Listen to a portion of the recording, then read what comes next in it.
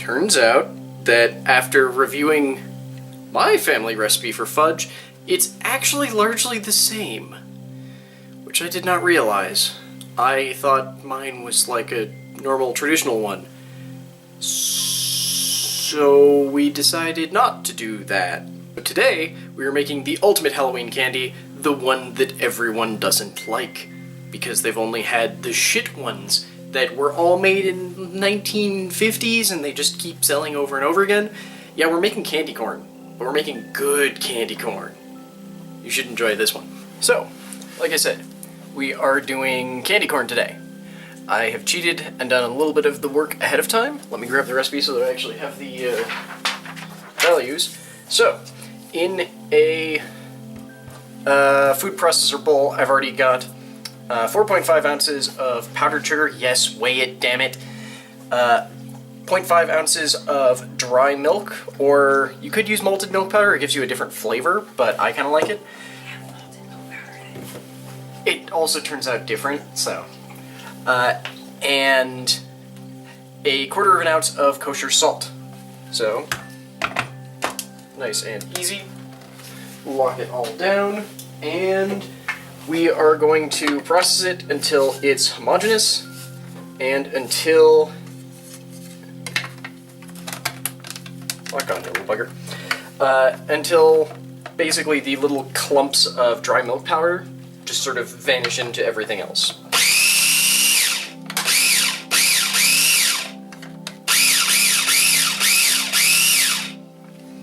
Doesn't take a whole hell of a lot, which is good because this is not a well-sealed food processor.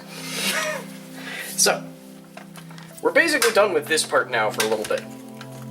So we can take it, set it aside, and sort of forget about it. Because now we have to make the sugar syrup. Because as I believe Haley told you with the fudge, sugar syrups are pretty much everything in candy making. I don't tend to subscribe to the whole hard crack, soft crack ball, because they're a pain in the ass. So why not just use temperatures like a normal human being, because we have thermometers. Also, we don't have a candy thermometer, which is probably a personal failing of ours, not sure why. Instead, I'll be using our... Oh my god. She's laughing at me.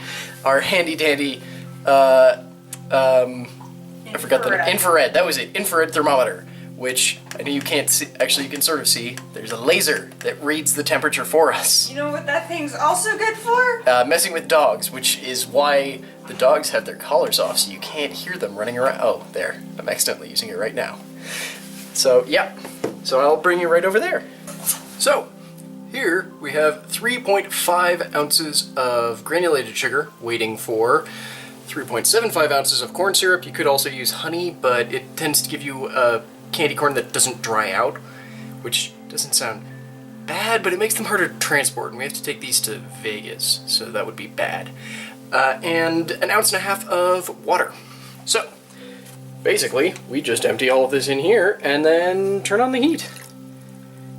The benefit of corn syrup is also that it's slightly easier to work with, and it doesn't bring a flavor with it. Like, I know honey doesn't sound like something that has a flavor, but when you start to think about it, it does. It's not just sweet.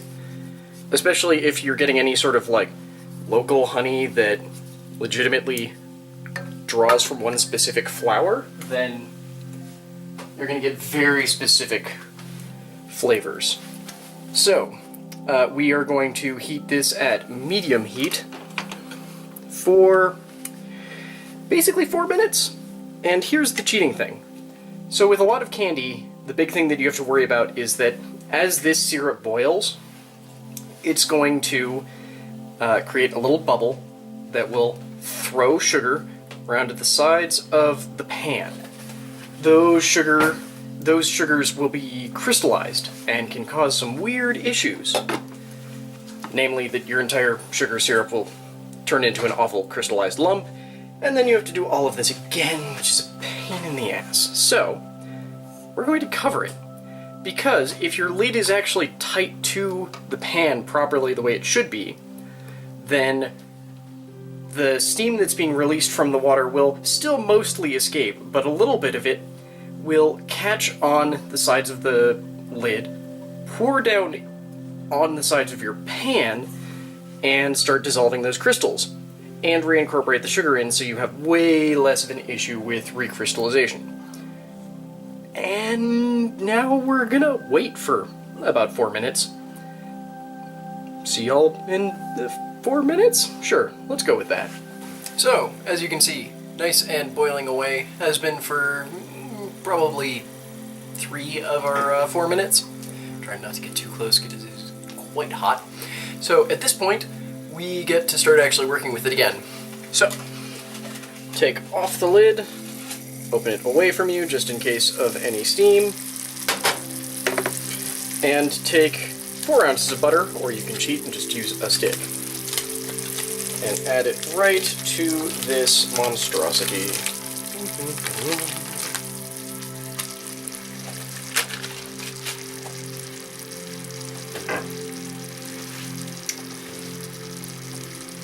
Unless you forget where your spatula is. So, we just want to melt and integrate this butter with this, and once that's done, we start having to pay attention to the temperature that this is at. We're trying to get this up to 240 degrees, after which we will start adding more stuff to it.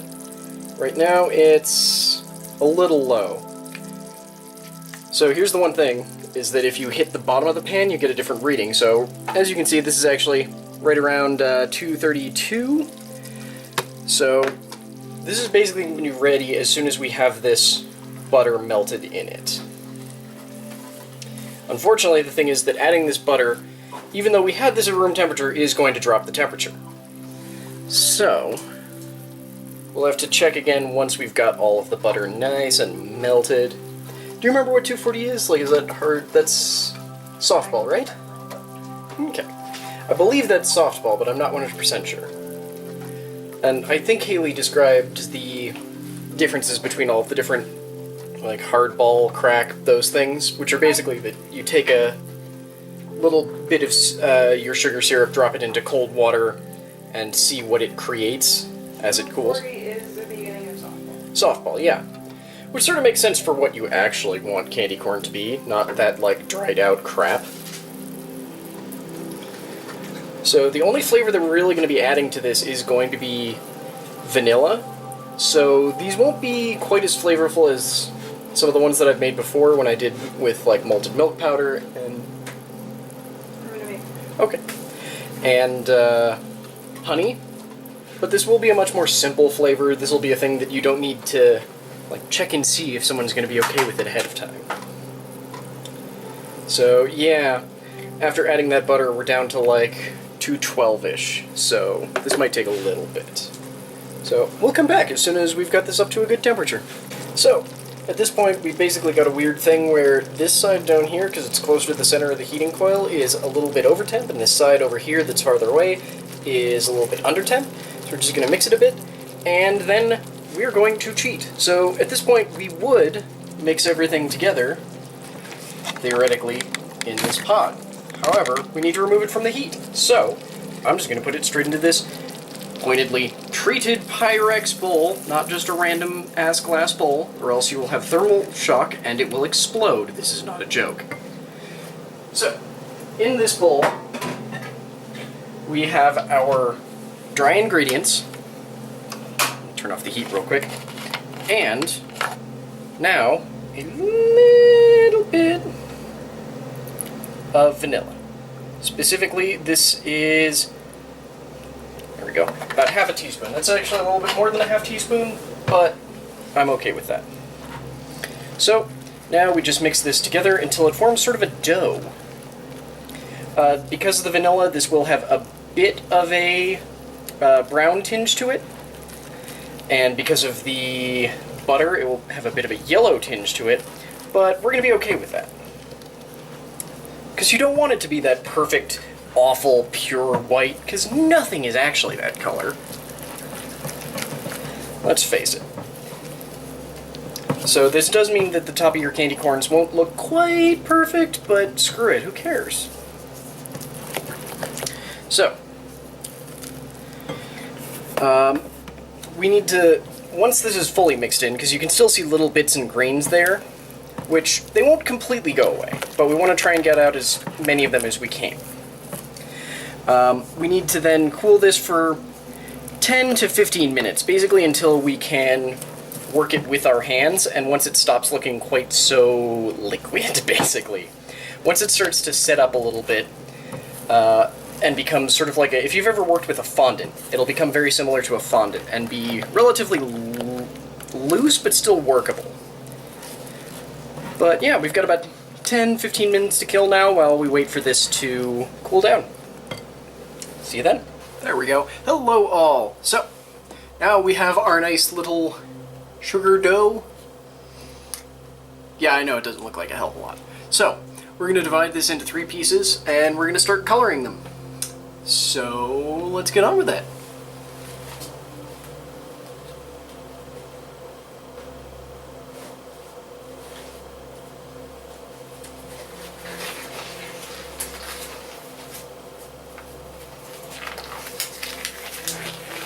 So, I'm cheating because I don't like washing my hands all the time when working with candy. Also because this is going to be really sticky. These are just nitrate gloves. Nice and cheap and easy. Okay. These are some very rough guesses I'm doing here, so we may... yeah. This one's a bit too big.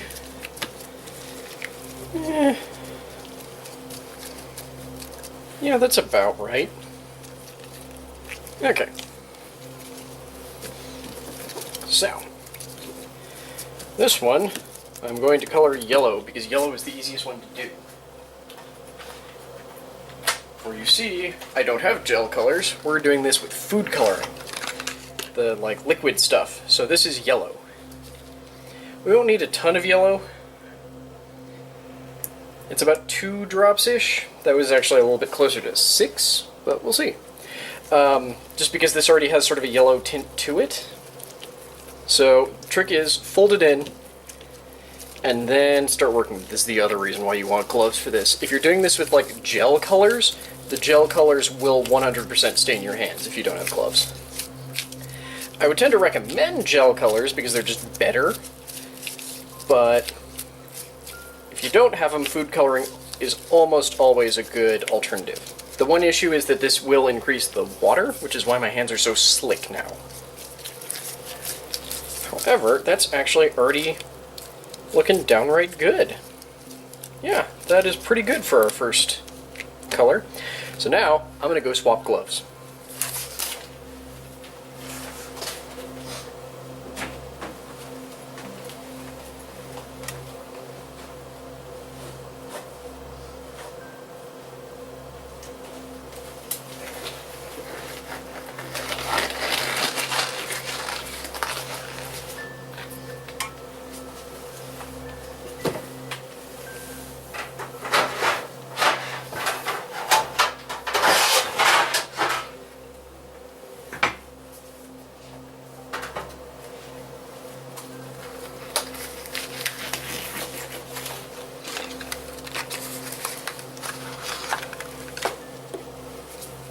Okay, so for our orange, we're going to try and be a little bit more careful with this one and use less color, because the more you work with these, the more of the butter that they're going to release.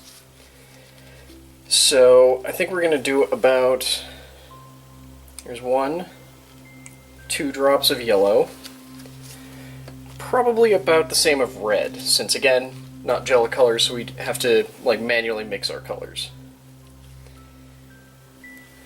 So, we'll mix this, see about where we get, and see if we need to do any changes after that.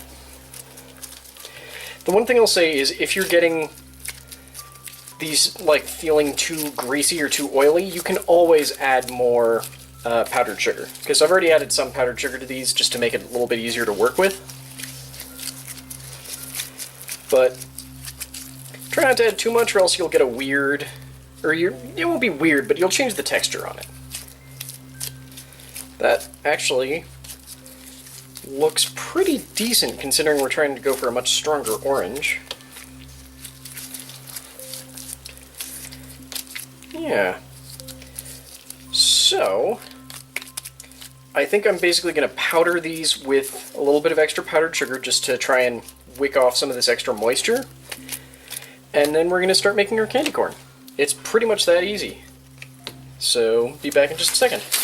Okay, so, like I said, we've got our colors with a little bit of powdered sugar on them to try and dry them out a little bit. Maybe roll them around in it just to help. So, the thing that we're going to be doing here is dividing these all at least one more time so that we can make our weird little logs. Probably going to actually end up dividing them more than once, but we'll see. Try and make sure that they don't get all mixed up, because that would be weird. They don't get unstuck very well. So, just take whatever log you're okay with working on. Yep, we're going to have to divide these more than once. Just because we don't have the longest silpat, so we have sort of an artificial tip for when we can't make any more.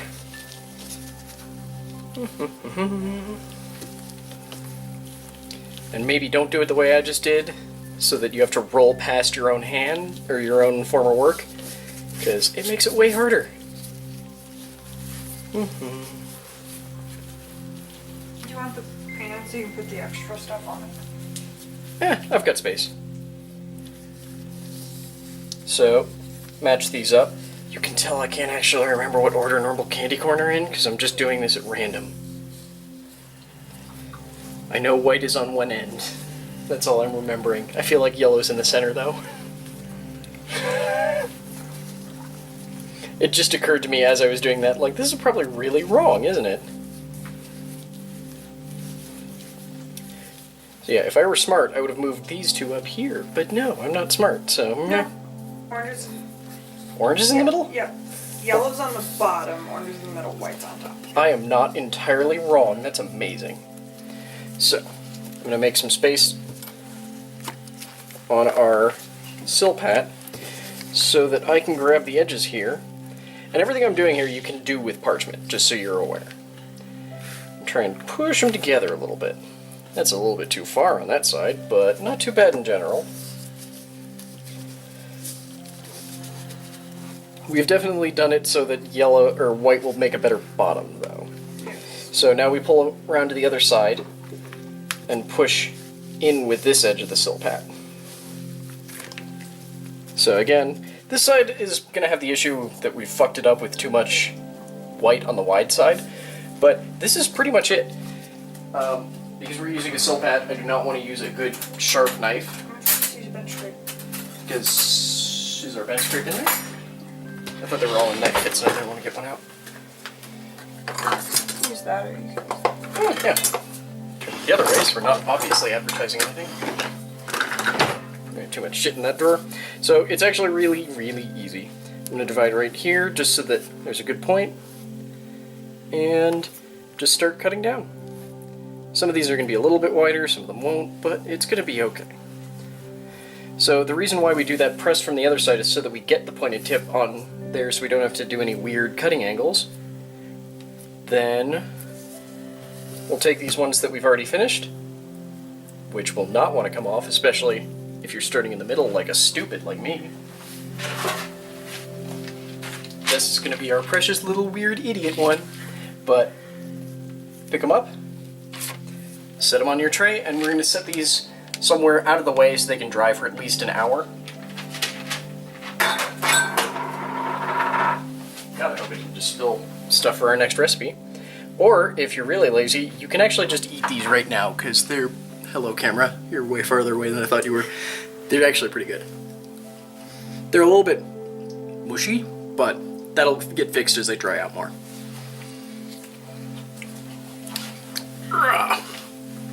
Better if I do it like this. Anyway, thank you all very much for tuning in. We'll see you tomorrow for whatever candy it is that we're doing tomorrow. Bye, guys. Thanks for watching the video. Hope you enjoyed it. Please consider checking out some of the other videos that are playing.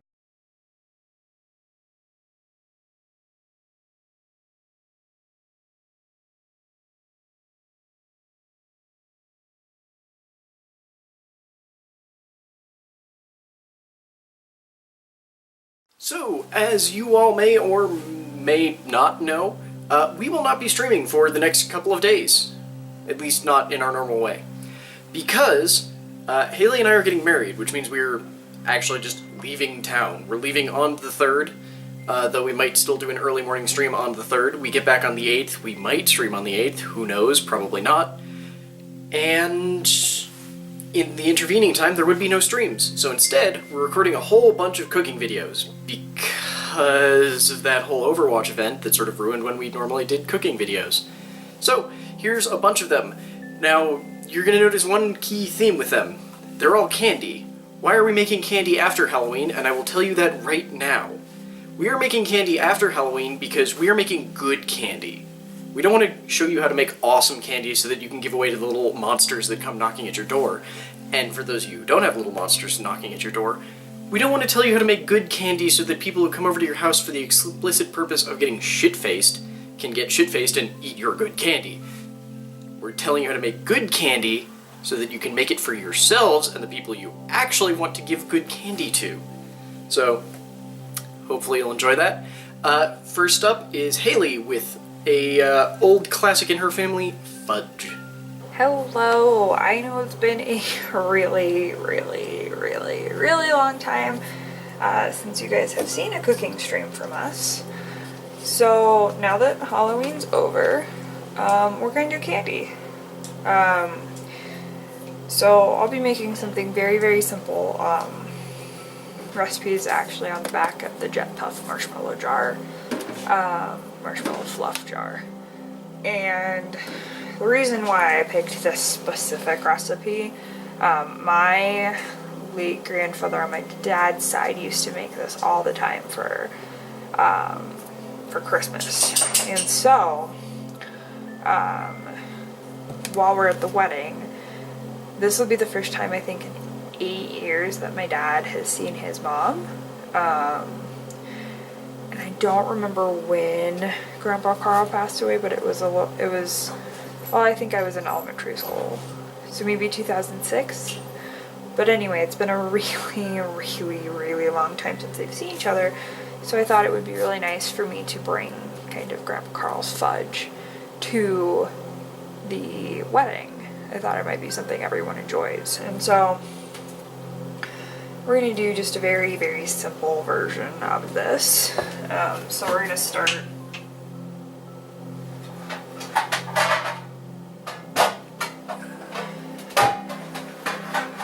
with some basic pan preparation. And this has a much larger recipe on it. I'm only going to make half, just because we will be making quite a bit of candy in the next few days, so I don't want it to be too much.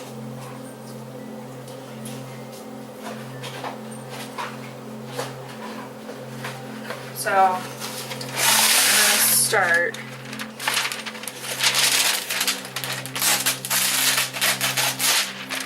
by lining this pan with 2 pieces of parchment. And the dogs have lost their minds. Cosmo, quick.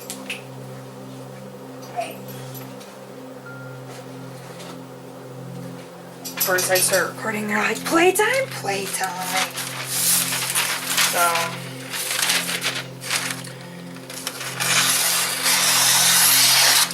I'm basically going to cut these so they fit within the pan and kind of act like, I guess I only need 1 piece. So, this will kind of act like some sleeves to get this out of this pan. That should be tall enough.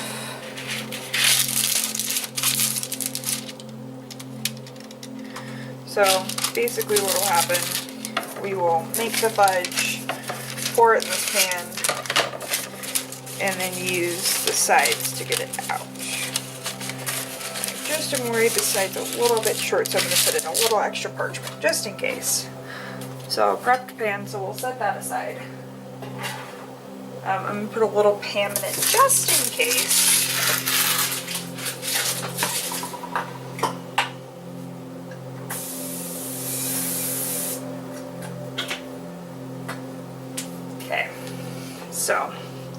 On to part 1. This is the biggest one we have. Yeah.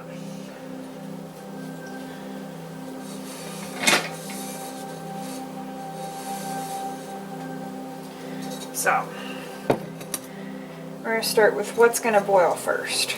So, this is going to be a very, very simple recipe, as it is on the back of the jar. Which there's no shame in that. People work hard to put recipes on the back of the jar. That would be basically what my job is. So we're going to do 3 cups of sugar. So 1, 2, and then 3. Like I said, this recipe is halved, so I'm using an 8x8 dish. And this is meant for a 9x13. And then 3/4 of a cup of butter. So 1 stick of butter is half a cup. So it'll be basically a stick and a half.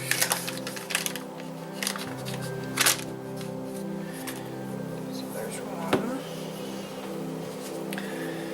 And then just right down the middle on that tablespoon line.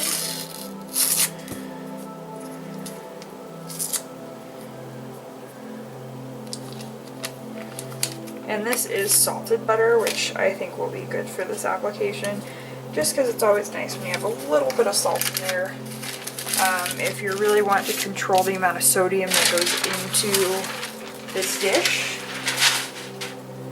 which, I mean, it's fudge, so do what you will, but it's always nice to have a little bit of salt. And then 5 ounces of evaporated milk.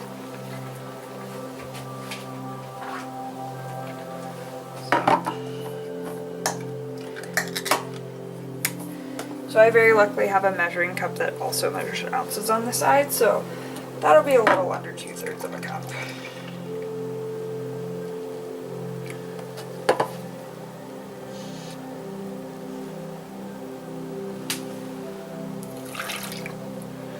So this is all going to go on the stove, and it's going to come to a boil. And while that starts that process, we're going to chop chocolate and get the rest of the stuff measured out.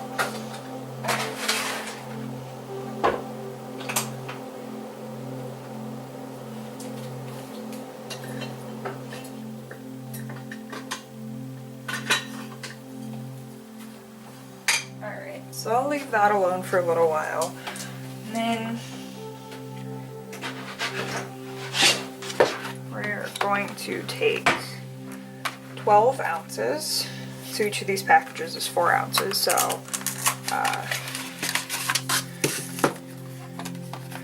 we'll use 3 of these. And we're just going to chop this.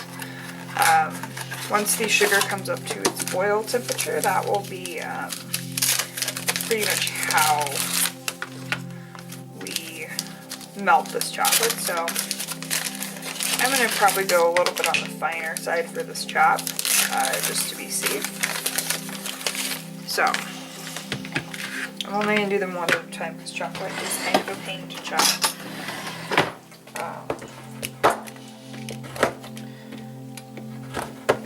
And hopefully this does not create any awful noises for you guys.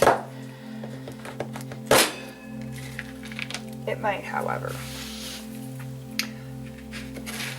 So, I'm just going to chop this and then we'll flash over to it's all chopped. Yay, recording magic.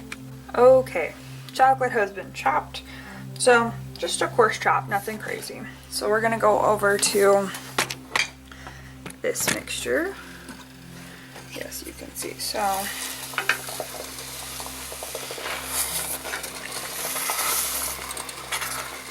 this heated up relatively quickly, which is fine.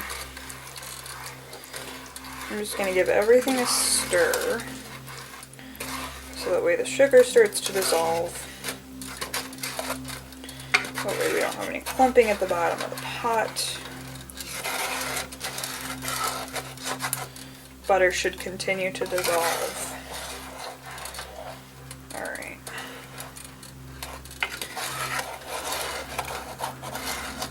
And whenever you're doing something like this, something with this kind of high heat, you definitely don't want to use any stainless or basically metal, full metal, I can't think of the word, utensils.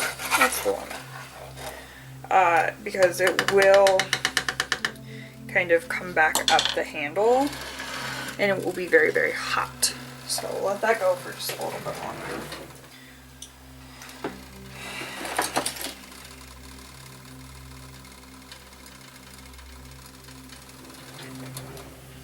And normally you want to use a candy thermometer, however I do not have one. So I'm just going to be using my regular probe thermometer. Which is okay, I've done it before, but really you should be using a candy thermometer.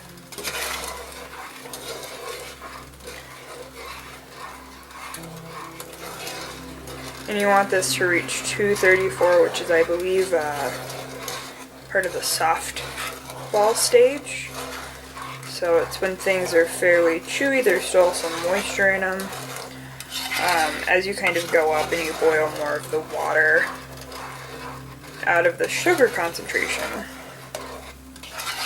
So basically what we're doing here is we're creating a sugar, a concentrated sugar-based liquid. And so when you boil all the water out, then your sugar starts to concentrate. And then that's how you determine your stages. And it used to be that they didn't have any way of determining the temperature other than to take some of the solution and drop it into ice cold water. And that's where we get the names like softball and hardball and crack stages.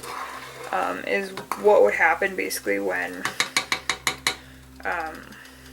what you would do is you dip your hand in a bucket of ice water and then you reach your hand to this like stupidly hot sugar syrup and then put it back in and see what that sugar that you got out of the pan did. Now I've seen one of my coworkers do this because he had his culinary education long before mine. I don't mean that to make him sound old, he's not. I think he graduated 2000? So yeah, a while. And pretty much he will do that. He'll put his hand in ice water and then pull it out, dip it in his boiling sugar solution and pull it back out and dunk it back in the ice water. I do not recommend doing that. That is a trained professional. And I doubt it would be safe for anyone who's inexperienced to do that because sugar burns are terrible. Sugar burns are, they hurt a lot. So definitely would not recommend anybody at home to do that.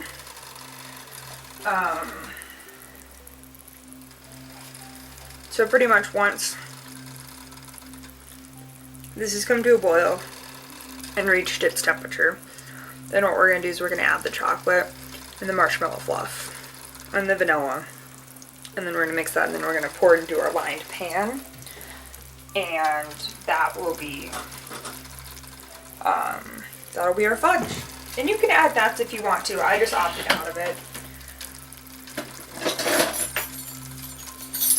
I'm not a huge nut fan in my desserts, so.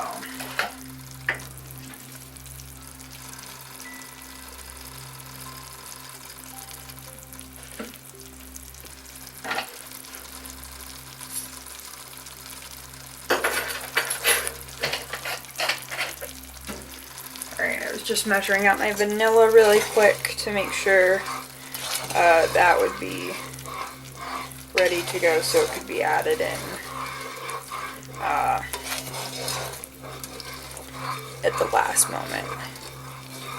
And the vanilla needs to be added in at the last moment because vanilla extract is most usually alcohol based. And so what that translates to is it will evaporate, and so you won't have nearly the flavor that you might be desiring.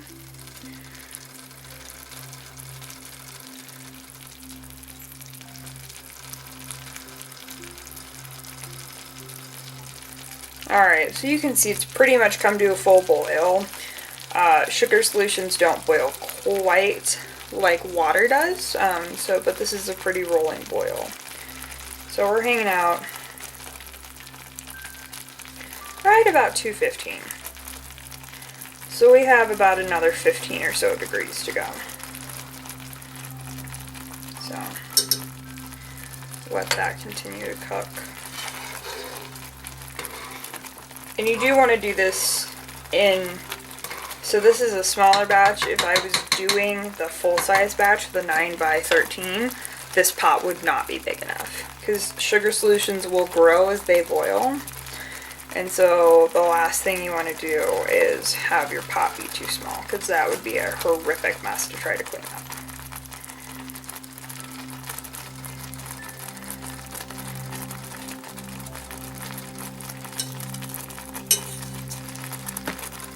Yeah, because I mean you can see just how far it's come up the pot from where it was. It's almost completely covered up all of my stir marks. So it's working on giving off the water that was in the evaporated milk. It's working on getting rid of the water that was in the butter. I really hope I make this right.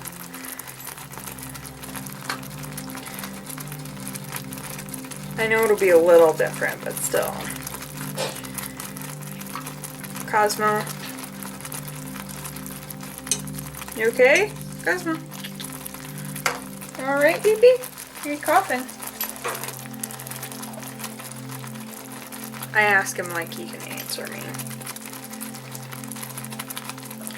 And another nice reason to have a candy thermometer is because you can attach it to the side of your pot and just watch your temperature rise. You don't have to stick your hand over this boiling mass that's putting off a lot of hot liquid or hot air. So hanging out right at about 220 right now. So it'll usually hang out here for quite a while until it starts to get off some more of the water, and then it'll start to concentrate. And something you will most definitely want to have handy is a rubber spatula to get it out of the pan when you're transferring it.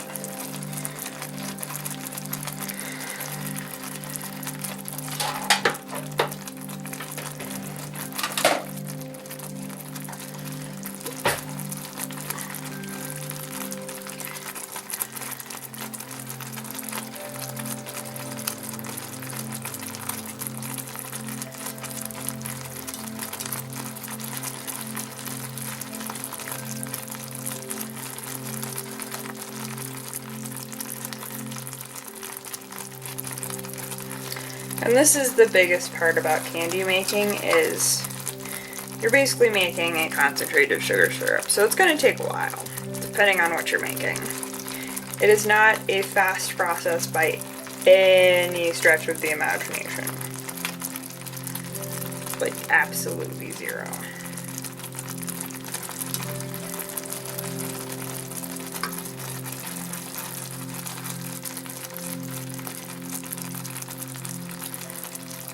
So, candy making, baking in general, requires patience.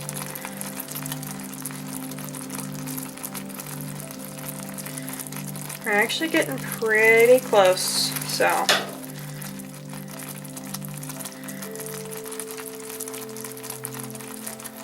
It loves to hang out in the 220s. Oh, we hit 230 for a second.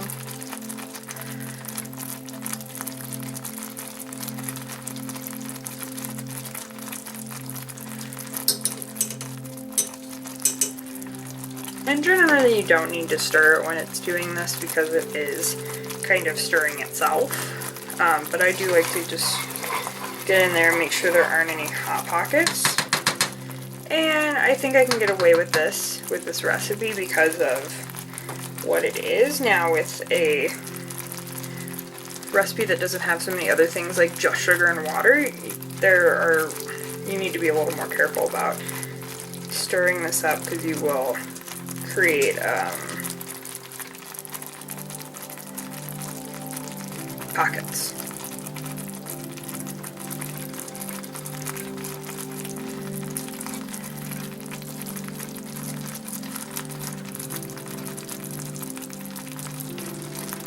Alrighty.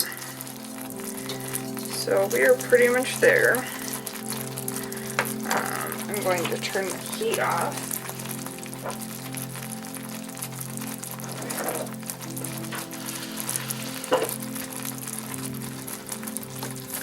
Bring everyone back over really quick. Okay. Hot pad.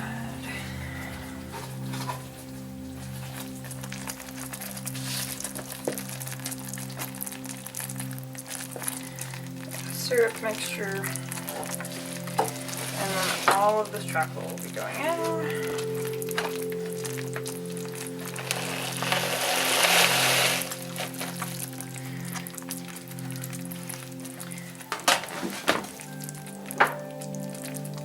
So the chocolate will get melted by the heat of the syrup.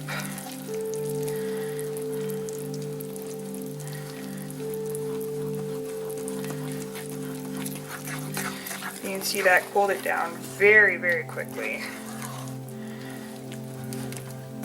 Very, very quickly. Now we're just trying to get all of the chocolate mass coated with liquid to make sure.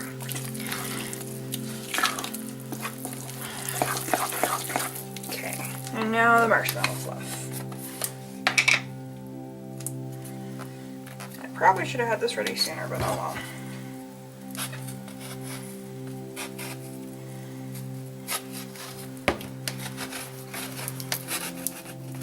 Maybe not the most proper way to get your marshmallow fluff lid off, but that's okay.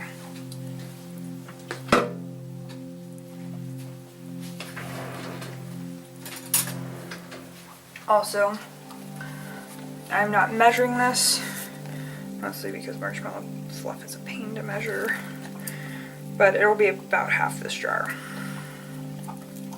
If you're making a 9 by 13, it would be the full jar. Alright, that looks like about half. So.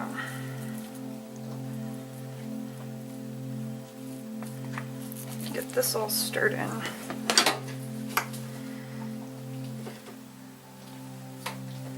Try not to let the dog have any chocolate.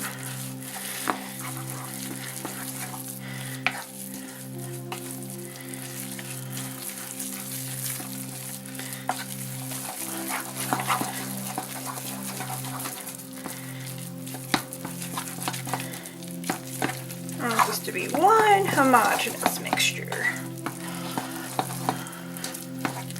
Which it doesn't love doing. Probably should have put the chocolate and the marshmallow fluff in at the same time, and then our vanilla. Okay.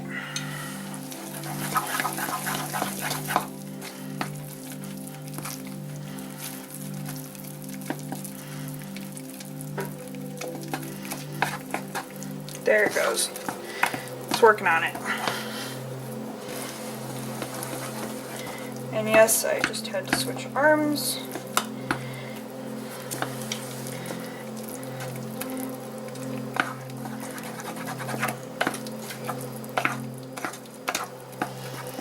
Alright, there you go. That is one homogeneous mixture. So it looks like this is actually going to come out of the pot fairly easily.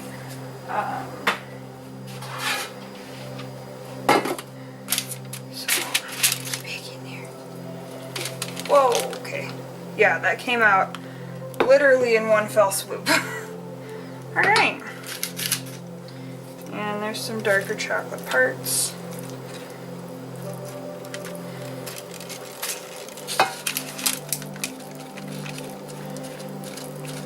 If I can at least...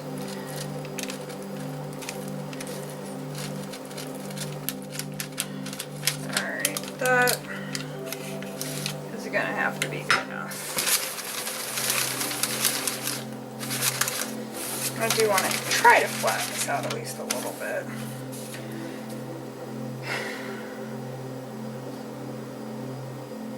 So now we just have to let this cool, and we'll come back and we'll cut it into nice little squares. Make sure I don't have any bubbles in there. Boy, wouldn't that suck. Alright, well, we will let this cool. Wow, that's still really warm. Use the handles of the pan, friends. Use the handles of the pan. And then we will be back to extract and cut away. Alrighty, so it's been a number of hours and our fudge has finally cooled all the way. Went ahead and pulled it out of its pan. I've just got it on a cutting board. I'm just going to make a couple of slices because I'll slice the rest of it later. But this stuff is pretty decadent, so I'd go maybe on the smaller slice side.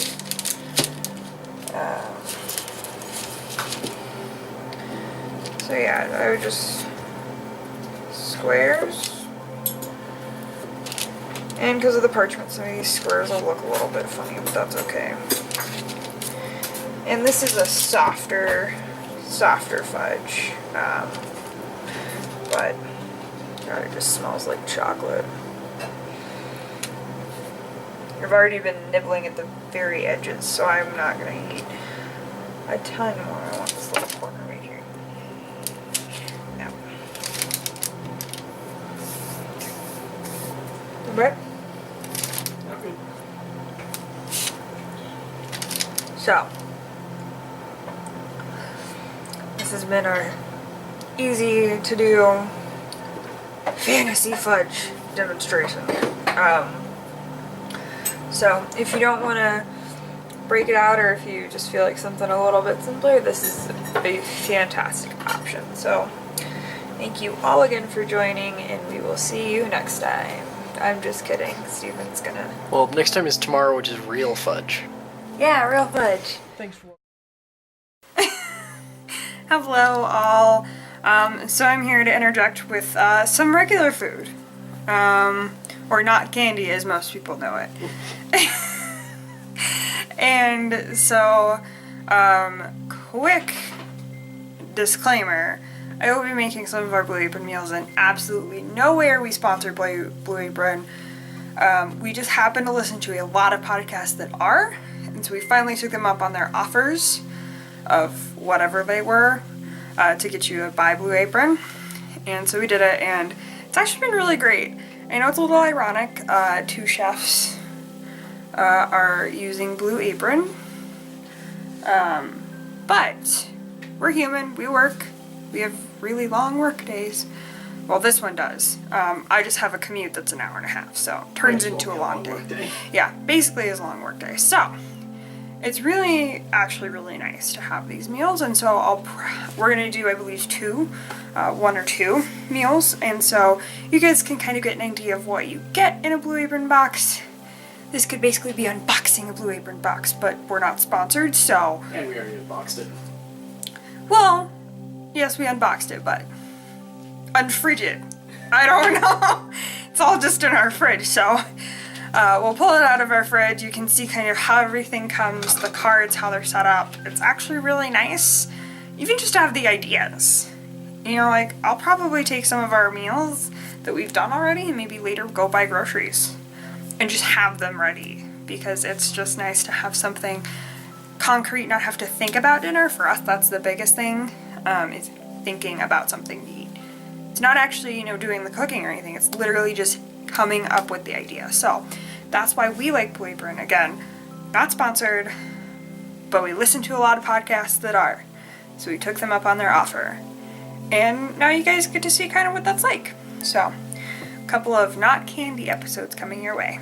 Alrighty, so we are here with one of our meals. So it's a spiced chicken and garlic rice with pippin sauce and roasted delicata squash. So, I have all my ingredient listings and then what they call knickknacks. So I'm just going to set this over here while I get everything out of the fridge.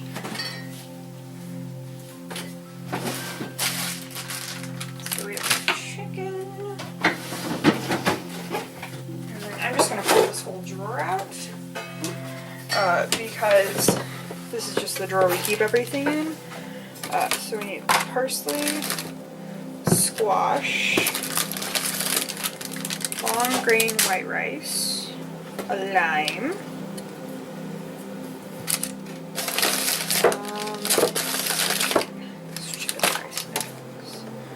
And garlic.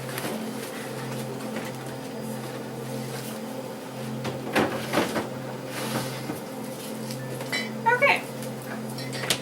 So here we have basically everything we're going to need. So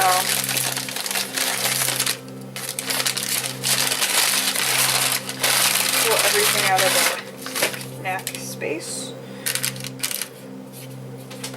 So there's spice mix, some pumpkin seeds, the nutrition stuff. So I think that's a nice feature that nobody really talks about, is they do give you the nutrition facts. So that way you can have an idea, you know, of what you're making and kind of the nutrition stuff behind it. I just like that they also have, if you show them the nutrition facts, there's before preparation and after preparation facts on it. Alright, and then they have the step-by-step instructions, which it's nice to just kind of have. So we're going to preheat our oven to 450 degrees. They did send us some honey, so that needs to warm up, come up to room temp. We're bad about checking your knickknacks to make sure there's, that everything doesn't need to be refrigerated. Yeah. So, first thing is to prepare and roast this lovely little squash. So for all the produce, they always recommend washing and drying. That's always kind of your first step with these. So I'm going to take all this other stuff that's not the squash and set it aside, because I'm working on about 3 feet of counter space, which is great, which is fine. Oh yeah, you're right. No, no. I mean, honestly, it shows that you can really do it in small spaces. I'll still be out of your way in a minute. Yeah, well. Alright, so... Is there a knife in that drawer? There are multiple.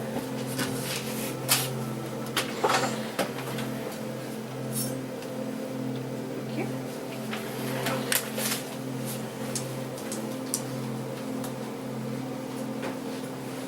There it is. Alright, so... I need a trash bag for this. Or a grocery sack. Or a produce sack. Whatever. But because it is squash, you will want to take everything off. And squashes have seeds, so that means you're going to need things. So I have to step away and Steven's going to come in. I'm going to pop in real quick just for context. I am still doing that candy corn from at least an episode ago. I just finished all of these. It takes a while. Spoon, that's what I want. Alright, so you're going to cut your squash.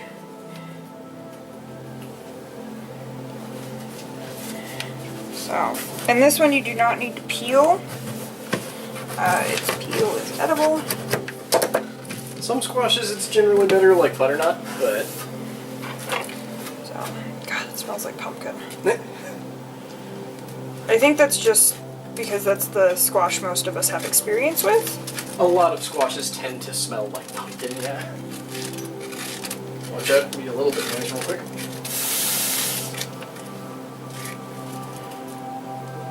So, you're then going to take a spoon and scoop out innards. This is what you do with most squashes. This one was actually pretty nice. Wasn't too bad. I kind of got seeds everywhere. Is this a winter or a summer squash? I don't know. I'm guessing winter, based on the pumpkin smell. That would make sense. There's literally no logic behind that. That's just my instinctive reasoning. So for those of you who aren't aware, there are 2 classifications of squash, winter or summer. They both breed like goddamn weeds, and are one of the few plants that is actually like native to the Americas. So that's why a lot of, if you've ever seen like traditional native dishes, a lot of them tend to focus on squash as their like primary starch or vegetable. Yeah, so kind of the story behind Jesus. Story behind starch is it's how plants store energy. Yes. Their version of fat. So there's step one. So the story behind squash in the Americas is it's kind of in a trio with beans. Right, beans? Yeah, beans and corn. Beans and corn. So basically you plant your corn and you let that kind of start to grow, and then you add in your beans, which will use the corn as kind of a pole that they can grow up, and then you put the squash in the bottom, and then you add your squash. And basically what that does is it protects the corn and the beans from getting choked out by any weeds. And then the beans nitrogenize the soil. I did not use the correct terminology on that, I know. But it's the best that I can think of right now without Google. But basically, as most crops grow, they deplete the nitrogen from the soil. Beans and legumes, however, are different as they replenish the nitrogen into the soil. And the squash sort of spread out from the base and prevent weeds from being able to get sunlight, so they can't grow. Yes, so they choke out all the weeds. So it's a really nice trio on a system. Can you do me a favor and put a sheet pan with parchment on it for the squash? So basically I just quartered down my squash, and I'm going to cut them, it's set into half-inch pieces. I'm just going to cut them, because I'm really terrible at measuring. But we're going to roast these. So I do want to interject, there's also probably a very good chance that that's where what we refer to as corn, but is actually maize, likely came from. Because corn is not a naturally occurring plant. Like, it's actually a hybridization of two different plants that grew together. That it's theorized, I believe it was the Mayans, grew these two plants so close to each other that they eventually hybridized into one. And they kept it because the way that corn grows actually prevents it from being able to reproduce without human intervention. So it meant that they could control exactly where their corn was growing. So, we're learning all sorts of stuff today. Which is fun. And I learned that it's easier. So generally when you have a cutting board, you want to put a wet paper towel underneath to prevent the sliding that is happening. I didn't do that. Now I'm paying for it, but that's okay.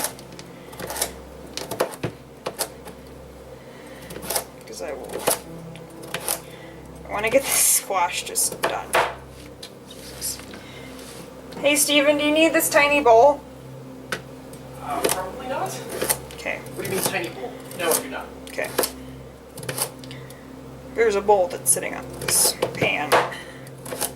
I want to use it to toss the squash with the oil. With oil and salt and pepper. I like to do this before whatever vegetable or whatever you're roasting goes on a pan. I just think it allows you to get some better coverage. Because most recipes will have you put everything on a sheet pan, a bare sheet pan, and then roast it, which I am personally of the school of mind of parchment paper. Just, I think it works better. Also, then nothing gets stuck. Yeah, then you don't have to clean stuff. You do still have to clean your pan, but it's not nearly as bad. You can usually just run it through the dishwasher and it's fine. So, season with salt and pepper.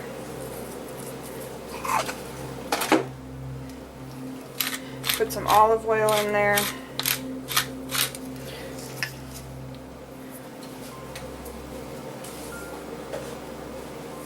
And I personally do not like my hands to get all oily and crap.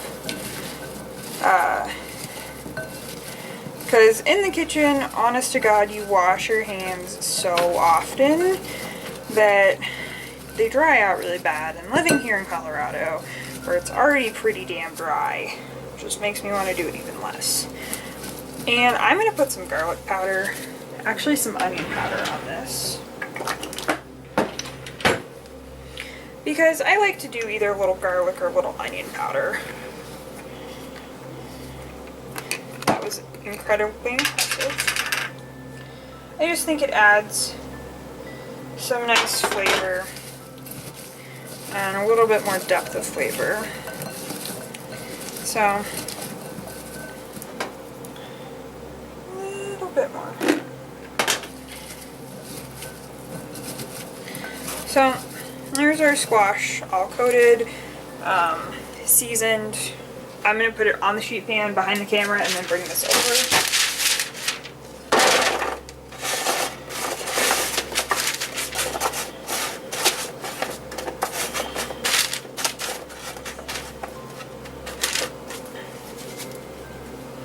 So, there's that. There's that. So, here we have our squash. You want everything to be in a single layer so that way everything can get heat, even good stuff. So our oven is still heating, so I'm going to wait till our oven's done heating, then we'll put this in the oven, let it roast for 20 to 24 minutes. You just want it to be brown and tender is really what you're going for. So we will finish up the rest of the produce.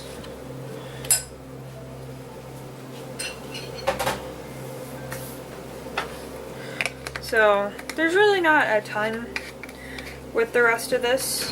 Hang on, y'all. Quick look behind the camera. Today is what is today? The 2nd? So just fair warning if you hear anything. I'm about to go start our live stream for today. So in case you hear anything, sorry. I'm putting as much soundproofing as possible, but Are you going to take the dogs in with you? I was going to. Okay. Yeah. Thank you. Let's go. Where's the big one? Oh, there he is. Right behind you. Alrighty. Yeah, so we still not only have to do our live stream for today, but we're trying to make it to where we're not gypping you guys too much on the rest of the stream. So pretty much we're doing these couple meals, which will be our lunch and dinner today. We're having lunch very late. And then we are doing the live stream, and Steven's also making candy, and then I also have to do laundry, because we're going, and I just got a notification, hey, we're going live, because we're going out of town, so that always requires way more prep work than you anticipate, and yeah. So, oven's ready, so I'm going to put the squash in. We will prep the rest of the produce. My brain's just totally going now. So yeah, prep the produce. Squash going in oven. Okay, so I'm gonna get a wet paper towel.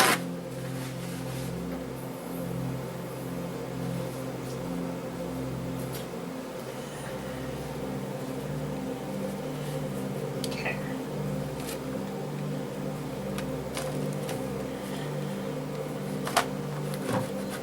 That kind of helped, not really.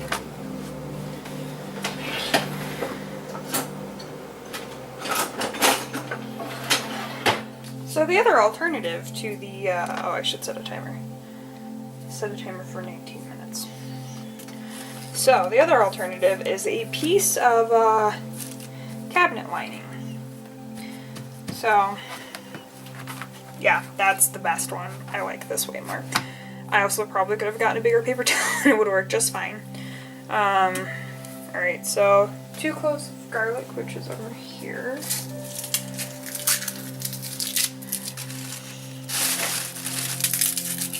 And I'm also going to get another set of gloves because garlic is sticky when it gets chopped and will make my hands stink to high heaven, and I'm not about that today, no thank you. That's also part of why I like wearing gloves while I'm cooking, is because it prevents my hands from smelling like a bunch of things later on. And so yeah, there are 2 cloves.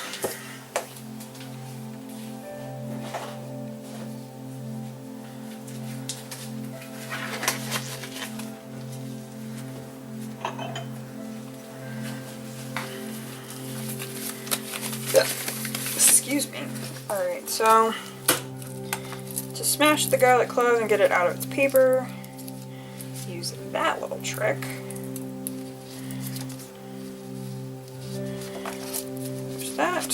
So basically what you do is you take your clove, you set it down, set your knife down on top of it, do it on the back end of the knife, so not the cutting edge, and just take your hand down and smash. And that is usually enough to just get the clove to let go of the paper.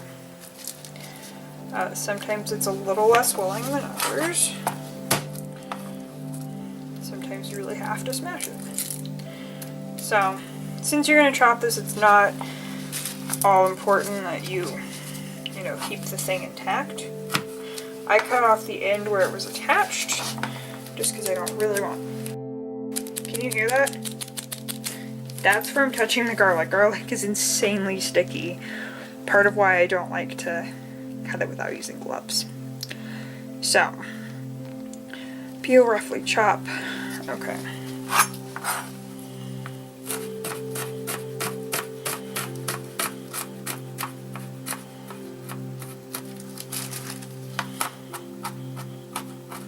I'm going to set a rough chop. I'm just going to make sure everything's cut down fairly nice. Okay, so we're back. Camera died. So while the camera died, I will just show you what I've done. Okay. So pretty much, I zested a lime, cut that lime in half. There was some garlic that I was chopping. It's now in this pot. So pretty much, we put a little bit of oil with the garlic in here. Let that cook until fragrant, little salt, little pepper. Then we added in the rice, cup of water, and a little bit more salt. And so that's now, we brought it up to a boil. So now I turned it back down to low, and it's gonna cook for another 12 minutes. Also, while you were gone, the squash finished. So you can see how it's nice and brown. Mostly on the edges that are touching the pan. So one good way to test squash tenderness is with a fork. There's a big piece. So you want the fork to slide in easily enough, and that did. So the squash is done. And then, so we're done with the oven, so we'll turn that off. And I will clean this up and we will come back in just a second. Okay, so we have our chicken. It's been patted dry. That'll help spices stick a little bit better. And then we have their Mexican spice blend. And I've added salt and pepper to this. Alternatively, you could salt and pepper your chicken first and then add your spice blend, but I just figured I would make my life a little bit easier. So, I'm just gonna add that in, and we'll flip. And we'll blend, we'll cut the other side. So, and this is basically going to be kind of a crust. So you really want this seasoned really nice.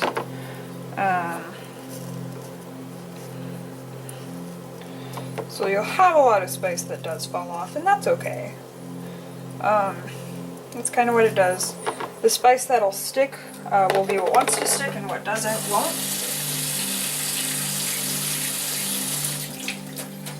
So, additionally, I have some pumpkin seeds in this pan that I'm starting to roast, or toast. They've got some oil in there with them. And I was warned via the instructions that they will pop as they toast. So once these are nice and toasted, we will put them on this plate back here. Sorry. Put them on that plate back there, season them with a little salt and pepper, and then chop them up. So once these are done, I will put the chicken in this pan, and we will cook the chicken. And our rice is still going. It's starting to finish up a little bit. You can kind of see the rice now. And when we're done, we will add lime zest. Also, I forgot I chopped parsley as well. So, let these keep cooking and we'll be back. Okay, so we're back. We've got some oil heated in a pan here. This is going to be what cooks our chicken. I have the chicken right here. Just going to make sure all the loose spice is off.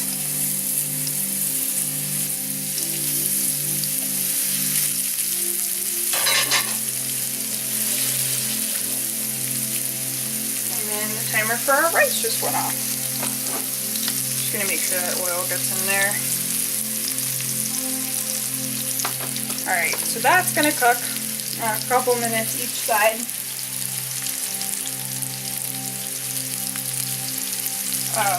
4 to 6 minutes. You want the chicken brown and cooked all the way through. So if you're using a thermometer, that'll be 165. Sorry guys, gotta move you over. Okay. See our rice pot. Just a little bit more, that's okay. So, it's not quite done cooking. You can still see there's some water. So put the lid back on, give that another few minutes. Set a timer for 3 minutes.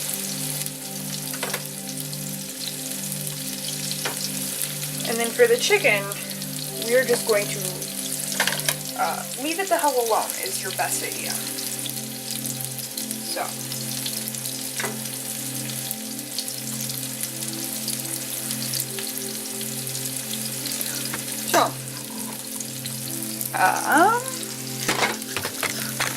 Not the best place to put a camera, but oh well. So I have the heat about, probably medium, right about medium. And honestly, you don't want to give it too much heat because you do have those spices in there and you really don't want this to burn.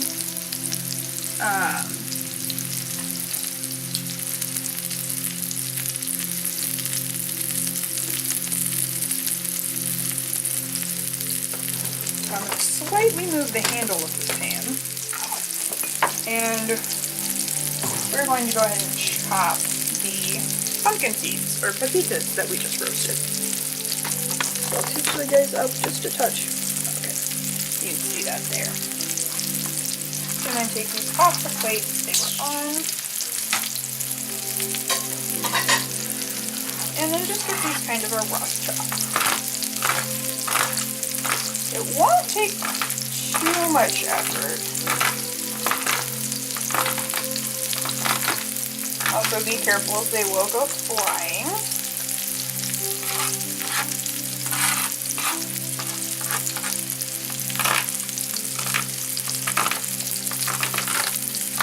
So I'm going to give these a really rough chop. So nothing too crazy. Alright, so those beauties are chopped.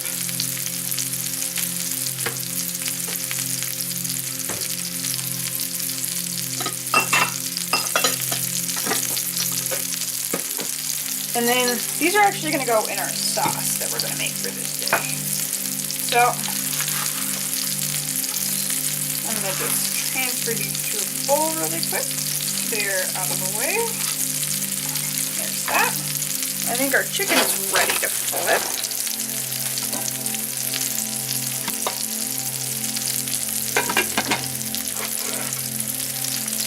I think our rice might also be done, so give the chicken a quick flip.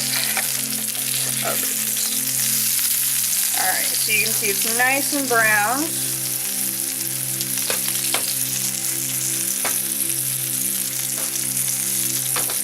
So we're just going to let that go another couple of minutes. And it smells fantastic. Alright, we're going to move you back. Alright, so you can see this. So, have our rice. It still looks like there's a little bit of liquid, so I'm just going to fluff it really quick. I'm going to see if it does not look like it's done just yet.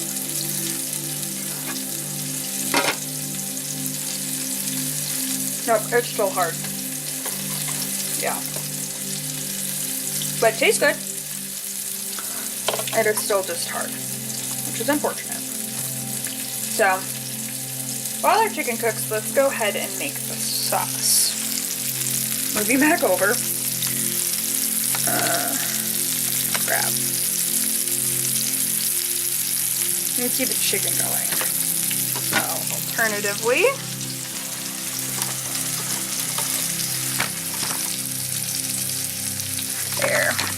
there you go. Okay. So we have our pumpkin seeds chopped. And then I lost our honey. Here's our honey. So we're gonna add our honey.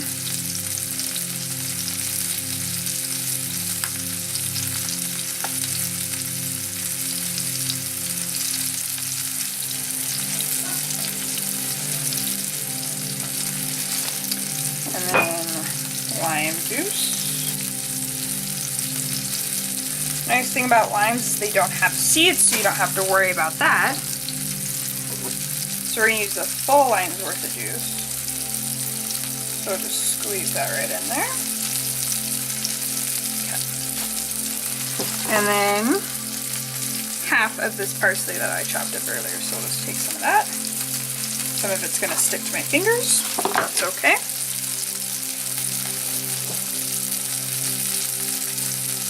And then just a touch of olive oil.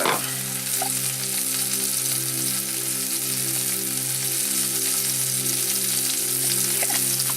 And we're going to season with a little bit of salt and pepper. It says to taste, but I'm just going to go ahead and add some now. A little bit of salt. A little bit of pepper.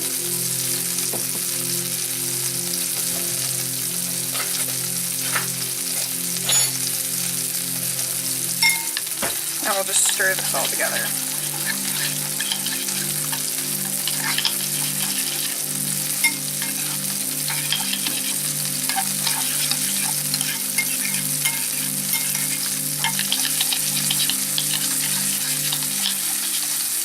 So that is your sauce. Probably didn't need both lime juices, but that's okay. That lime was a little juicy. So here's our sauce. And then I'm going to check our chicken for temperature. Might not be quite done.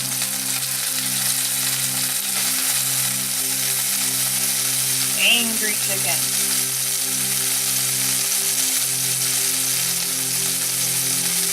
Yeah, it's still got a little ways to go. That's okay. I'm actually going to cover this so that way it can continue to cook. Just put a piece of foil over the top. That'll kind of create kind of a convection type steaming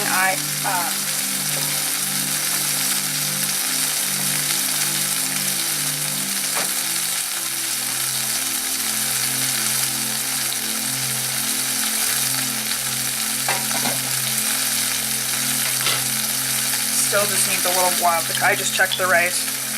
It still needs just a little bit more time.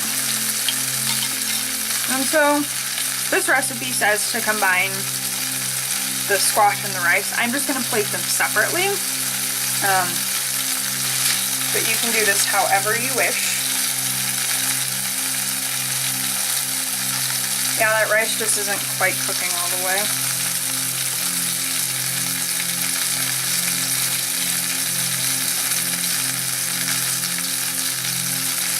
So, we will be back in just a second.